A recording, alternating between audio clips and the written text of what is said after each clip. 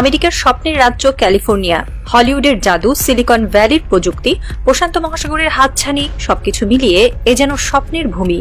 কিন্তু সেই স্বপ্নের বুকে এখন নেমে আসতে চলেছে ভয়াল এক দুঃস্বপ্ন। গোয়েন্দা সূত্রে খবর, সরাসরি আমেরিকার মূল ভূখণ্ডে হামলার প্রস্তুতি সম্পন্ন করেছে ইরান। লক্ষ্য ক্যালিফোর্নিয়া। অস্ত্র শক্তিশালী ক্ষেপণাস্ত্র। নির্দেশদাতা মোজতবা খামেনি। হোয়াইট হাউসের পরিস্থিতি কক্ষে তখন তীব্র আলোচনা চলছে। ডোনাল্ড ট্রাম্পের মুখ শুকনো, তার সামনে গোয়েন্দা রিপোর্টের প্রথম পাতায় বড় অক্ষরে লেখা, ইরানের নতুন হুমকি, ক্যালিফোর্নিয়া টার্গেটেড। ট্রাম্প চিৎকার করে বললেন, ওরা কি পাগল হয়ে গেছে? আমেরিকার বুকে হামলা? কিন্তু পাগল তো কেউ নয়, অত্যন্ত সুচিন্তিত পরিকল্পনা।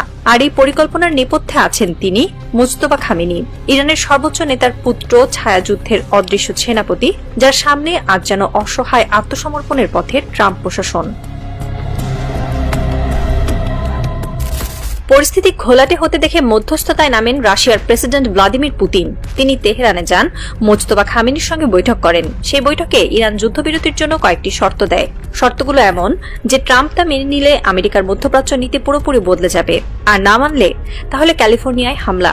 শর্তগুলো কি কি? গোয়েন্দা সূত্রে জানা গেছে, ইরানের প্রধান শর্ত, প্রথম, উপসাগরীয় অঞ্চল থেকে আমেরিকাকে সম্পূর্ণরূপে সরে যেতে হবে। দ্বিতীয়, ইরানের উপর থেকে সব ধরনের অর্থনৈতিক নিষেধাজ্ঞা তুলে নিতে হবে। তৃতীয়, কাশেম সোলেমানি হত্যার জন্য আনুষ্ঠানিকভাবে ক্ষমা চাইতে হবে এবং ক্ষতিপূরণ দিতে হবে। চতুর্থ, ইসরায়েলকে আর কখনো ইরানের বিরুদ্ধে ব্যবহার করা যাবে না। ট্রাম্প এই শর্তগুলো পড়ে ক্ষিপ্ত হয়ে ওঠেন। তিনি তার উপদেষ্টাদের বলেন, আমি যদি এই শর্ত মেনে নেই তাহলে আমেরিকার ইতিহাসে আমি সবচেয়ে বড় ব্যর্থ প্রেসিডেন্ট হব। কিন্তু বাস্তবতা হলো, তার হাতে আর অস্ত্র নেই, সৈন্য নেই, মিত্ররা দূরে সরে যাচ্ছে। প্রশ্ন হলো, ইরান কি সত্যিই আমেরিকার মূল ভূখণ্ডে হামলা চালাতে সক্ষম? সামরিক বিশ্লেষকরা বলছেন, ইরানের তৈরি করা খোরামশাহ ও সাজিল ক্ষেপণাস্ত্রের পাল্লা প্রায় 2000 থেকে 2500 কিলোমিটার। এই পাল্লায় পৌঁছানো সম্ভব নয় আমেরিকা পর্যন্ত। কিন্তু ইরান যদি মেক্সিকো বা কানাডা থেকে উৎক্ষেপণ করে, নাকি ইরানের মিত্র ভেনেজুয়েলা থেকে, অথবা সমুদ্রের বুকে গোপন ভাসমান প্ল্যাটফর্ম থেকে? গত কয়েক বছর ধরে ইরান তার ব্যালিস্টিক মিসাইল প্রোগ্রামে বিপ্লব ঘটিয়েছে। আজকের ইরান শুধু মধ্যপ্রাচ্যে সীমাবদ্ধ নেই, তাদের ড্রোন পৌঁছে গেছে ইউক্রেনের যুদ্ধক্ষেত্রে, তাদের প্রযুক্তি পৌঁছে গেছে বলিভিয়ার পাহাড়ে, ভেনেজুয়েলার জঙ্গলে, উত্তর কোরিয়ার কারখানায়। তাহলে ক্যালিফোর্নিয়ায় পৌঁছানো কি অসম্ভব? এক মার্কিন গোয়েন্দা কর্মকর্তা নাম প্রকাশ না করার শর্তে বলেছেন, ইরান যে সক্ষমতা তৈরি করেছে তা নিয়ে আমাদের কোনো সন্দেহ নেই। প্রশ্ন হলো, ওরা কি সত্যিই সেই সক্ষমতা কাজে লাগাবে? আর লাগালে আমরা কি করতে পারি? তার কণ্ঠে ছিল অসহায়ত্ব।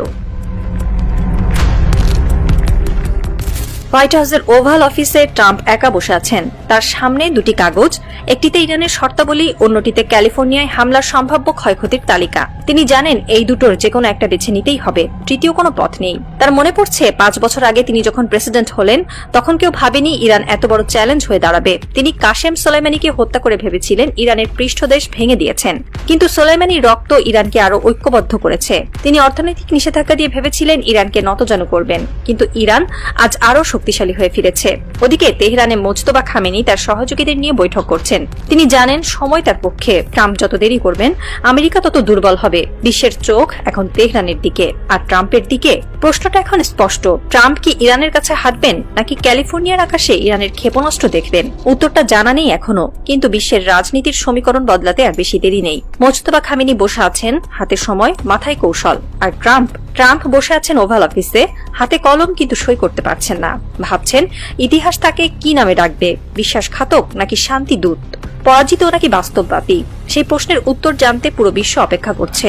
তবে একটা বিষয় নিশ্চিত, এই সিদ্ধান্ত যাই হোক না কেন, মোজতবা খামেনি ইতোমধ্যে জিতে গেছেন। কারণ তিনি প্রমাণ করেছেন, বুদ্ধির লড়াইয়ে, সাহসের লড়াইয়ে, এমনকি যুদ্ধের লড়াইয়েও ইরান এখন বিশ্বের শ্রেষ্ঠ শক্তিগুলোর সঙ্গে পাল্লা দিতে পারে। আর ট্রাম্প আজ বুঝতে পারছেন তার সব অস্ত্র শেষ হয়ে গেছে।